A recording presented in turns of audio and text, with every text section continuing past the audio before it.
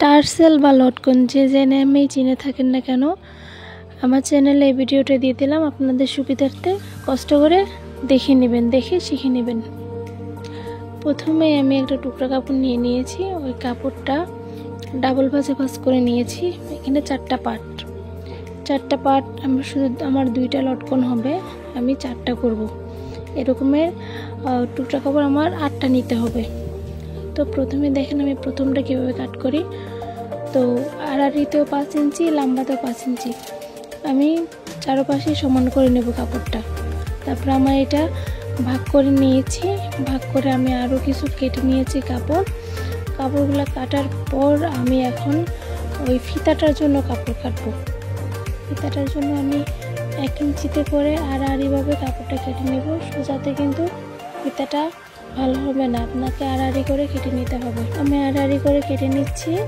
এখন সরাসরি মেশিনে চলে যাব। মেশিনে গিয়ে আমি যে ফিতাটা কাট করে নিয়েছি ওইটা 1 প্রেসার বেড মাপ অনুযায়ী সেলাই করে নিতেছি। সেলাই করার পর আমি একটা শিকের মাধ্যমে এটা সুন্দর করে উল্টিয়ে নেব। কেউ সুতা দিয়ে উল্টাতে পারে, আমি শিক দিয়ে উল্টিয়ে নিচ্ছি।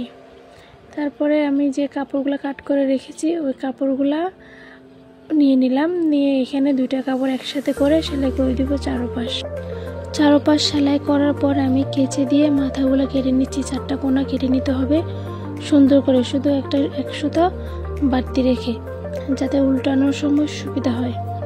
এখন এই কাপড়টা ভাঁজ করে নেব। মিডল বরাবর ভাঁজ করে মাঝ বরাবর চক দিয়ে একটা দাগ দিয়ে নিব।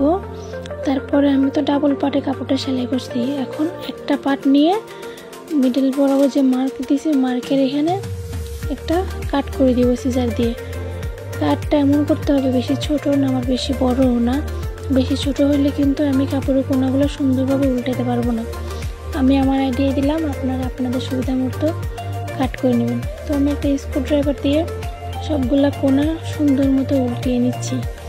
আপনারা কিন্তু ছোট যেই শিকগুলো পাওয়া যায়, ছাতার শিক বলে না, ওগুলো কিন্তু অনেক কাজে আসে টেলারি কাজ করার মধ্যে। ওরকমের শিক নিয়ে নেবেন, যে কোনো কিছুই করা যাবে। ধরুন পাইপিং উল্টাইতে ওই শিকগুলো প্রয়োজন হয় অনেক সময়।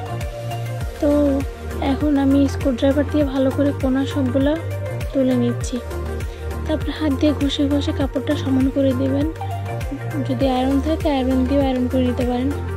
তো তারপরে আমি সবগুলা কাপড় সেলাই করে নিয়েছি সেমভাবে, আবার সেম নিয়মে উল্টিয়ে নিয়েছি।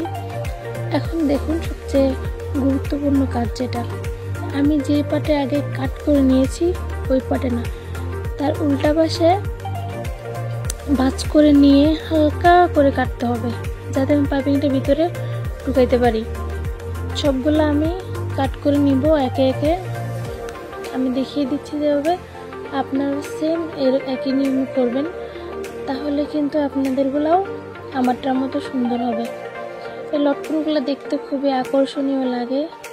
জামার পিছনে যে ফিতাগুলো দেয় ওইখানেও এগুলো ইউজ করতে পারেন, বা ব্লাউজে যার যেখানে ইচ্ছা ওইখানে আপনারা ব্যবহার করতে পারবেন।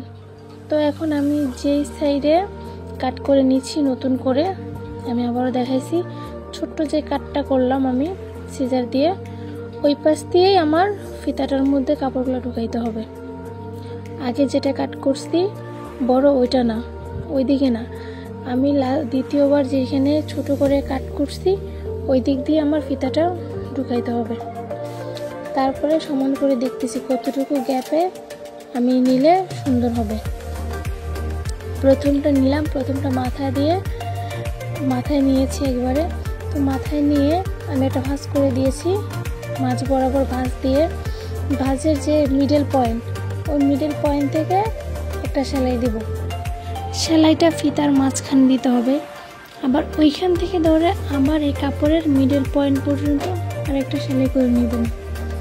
এরকমের করে উল্টাবেন। আবার প্রথমটা সেলাই হয়ে গেলে তারপরটা উল্টানোর পরে তারপর আবার মিডলে দিতে হবে না, চাইলে মিডল থেকে আর একটু উপরে সেলাইটা দিবেন।